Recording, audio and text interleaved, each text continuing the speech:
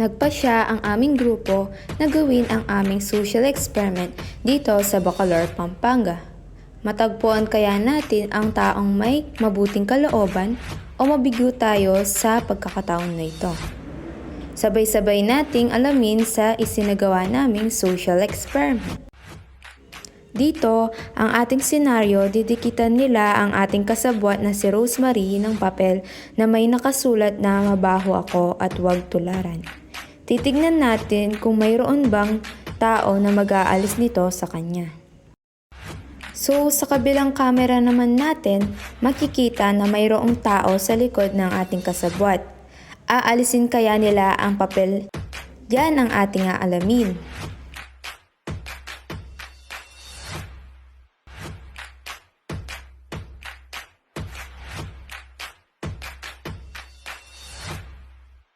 So ayan, tinanggal nga ni ate yung papel. Maraming salamat po.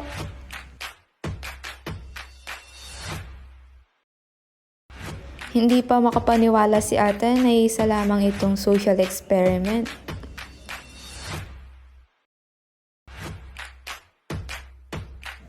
At dahil dyan, isa kang certified good Samaritan, ate. Good job! Magtungo naman tayo sa susunod na eksena na kung saan didikitan ulit ng papel ang ating kasabwat. Makahanap kaya ulit tayo ng ating target? Ayan, mayroon ulit nagmagandang loob na alisin ang papel sa likod ng ating kasabwat. Napakabait naman ni ate. Salamat po! Good job ate, at dahil dyan isa ka ding certified good Samaritan. Magtungo naman tayo sa ikatlong eksena na kung saan maghihingi ng barya ang ating kasabwat na si Jinky. Muli kaya kaming magtagumpay? Sabay-sabay nating alamin at panoorin natin ito. Kuya, pwede pong makahingi ng barya? Kulang po kasi yung pamasahe ko. Nahulog lang. 5 pesos lang po.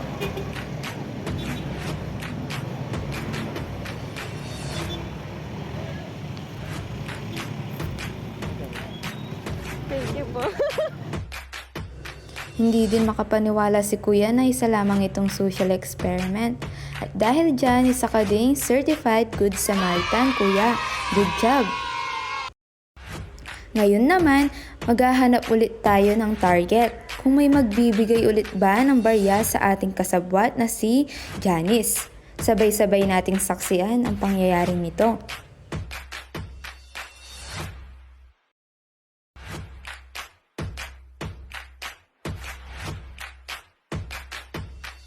So ayan, nakahanap na ng target si Janice. Bibigyan kaya siya ng barya? At ayan, binigyan nga ng barya si Janice. Sana lahat kagaya mo, kuya.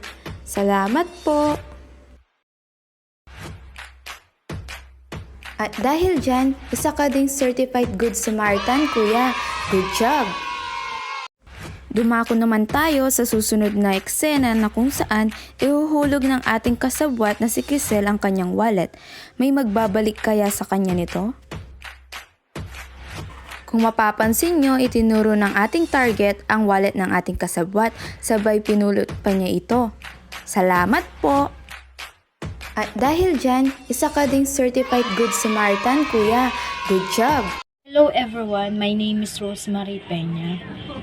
So, nung that time na ginawa na namin yung social experiment na ito, at nung time na dinikita na nila ako, sabi ko sa sarili ko na ganito pala yung pakiramdam, ganito pala yung pakiramdam na nabubuli, tapos maraming nakakakita sa'yo ng mga tao, pero walang malakas na loob, na kahit na nakatuto ako, nakikita ko sila na nakikita nila ako, pero hindi nila ako pinapansin.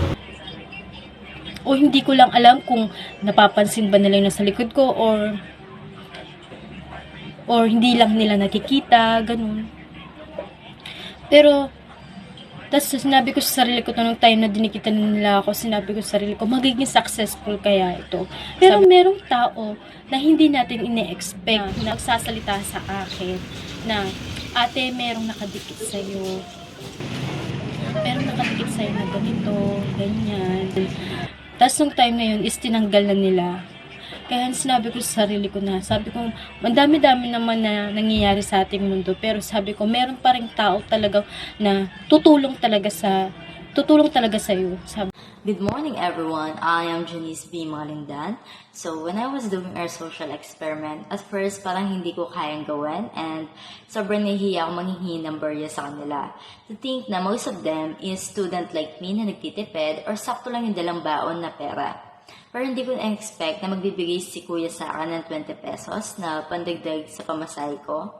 And then, pagkatapos ng social experiment, binabalik ko sa kanya yung 20 pesos pero ayaw niya nang kunin. Sa akin na lang daw yung 20 pesos. Diba? Sobrang bait ni kuya. Pero binalik ko pa din. Talagang pinilit ko.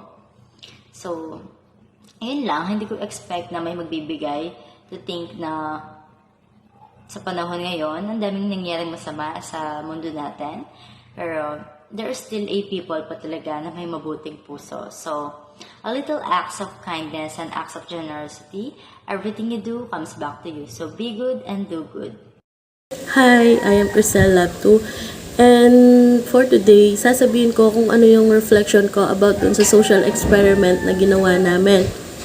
So, during that time na ginagawa namin yung social experiment namin, nung una, hesitant pa kami na gawin siya kasi nga nagkakahiyan pa kami. Hindi namin alam kung ano yung gagawin namin, hindi namin alam kung ano yung mangyayari, ganyan. Kasi napapanood lang namin siya noon. Tapos, that time kami na yung gumagawa. So, parang mixed emotion siya na masaya kasi may experience namin siya. Tapos, parang nakakasad kasi hindi kami sanay na ginagawa yon. Pero, nung time na ginagawa na namin siya, sobrang dami kong na-realize doon sa mga pumansin sa social experiment namin. Ang saya ko kasi may mga tao pa pala na nagmamalasakit sa kapwa nila. Kasi hindi din biro yung ginawa namin na social experiment. Kasi kung ikaw wala kang pakialam, dadaanan at dadaanan mo lang talaga siya. Pero meron mga taong pumansin kasi nga may malasakit sila sa kapwa nila. Doon naman sa mga hindi pumansin sa social experiment namin, naiintindihan din namin sila kasi baka nagmamadili sila or baka ayaw nilang masali doon sa mga ganong usapan, ganyan. So, sobrang dami kong na-realize nung ginagawa namin social experiment na yun. Parang nagkaroon kami ng attraction sa ibang tao, nagkaroon kami ng experience na gawin yung mga ganong bagay. Tapos, ayun, yung mga grupo namin talagang binigay talaga nila yung effort nila para dito sa social experiment namin. So, sana kapag tayo na yung nasa sitwasyon na gano'n, sana piliin din natin na tumulong sa ibang tao.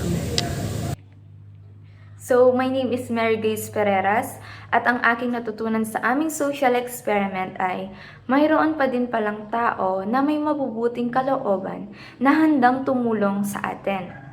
So, nakakatuwang isipin na hindi na namin kailangan pumunta sa ibang lugar para hanapin or maghanap ng may mabubuting kalooban.